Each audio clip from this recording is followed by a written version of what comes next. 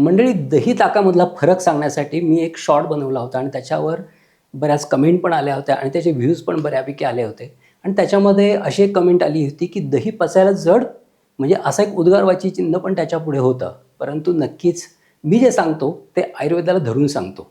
Evidence based सांगतो. म्हणजे आमच्या क्लिनिकमध्ये जे काही अनुभव येतात त्याप्रमाणे सांगतो.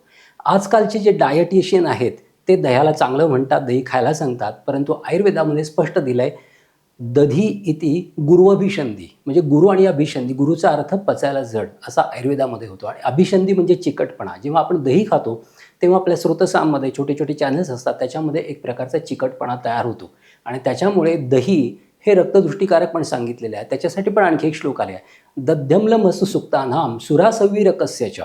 आणि त्याच्यानंतर लिहिले शोणितम संप्रदुष्यती. शोणित म्हणजे रक्त, संप्रदुष्यती म्हणजे दुष्ट होतं, इम्प्युअर होतं रक्त. त्याच्यामुळे दह्याचे हे गुण जे आयुर्वेदामध्ये सांगितलेले आहेत तेच मी तुमच्यापर्यंत पोहोचवलेले आहेत.